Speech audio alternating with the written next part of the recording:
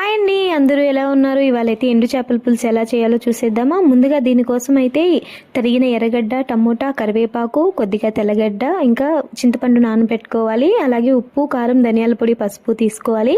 ఎండు చేపల్ని ఇలాగా సన్నగా సైడ్లో రెక్కలు తీసి కట్ చేసి పెట్టుకోవాలండి.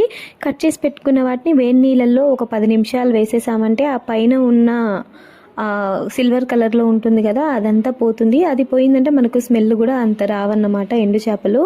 వీటిలో 2 రకాలు ఉంటాయండి, ఉప్పు చేప, ఉప్పు లేని చేప అని. పులుసుకైతే ఉప్పు లేని ఎండు చేపలు బాగుంటాయి అన్నమాట. ఫ్రైకి అయితే ఉప్పు చేప బాగుంటుంది. నేనైతే ఇలా శుభ్రం చేసి పెట్టేసుకున్నాను అనమాట. చూడండి, చాలా క్లీన్గా వచ్చేసాయి కదా. ఆ తర్వాత బాండిల్ పెట్టి ఆయిల్ వేసాక ఆయిల్ కొంచెం హీట్ అయిన తర్వాత కరివేపాకు వేసేసుకోవాలి.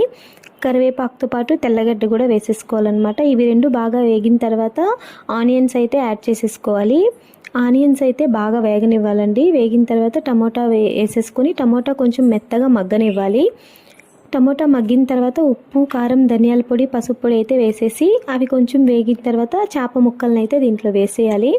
ఆ తర్వాత కొంచెం చింతపండు రసం కూడా యాడ్ చేసేసి చేప ముక్కలు ఉడకడానికి తగినంత వాటర్ వేసుకోవాలి. ఎక్కువ వాటర్ వేసేసామంటే చేపలు పీస్ అయిపోతాయి అన్నమాట. చూసి వేసుకోండి.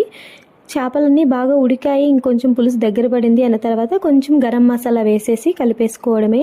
చూసారుగా, చేప ముక్కలు అయితే కరెక్ట్గా ఉడికిపోయాయి అన్నమాట. గ్రేవీగా వచ్చింది, కొంచెం పులుసు కూడా బాగా.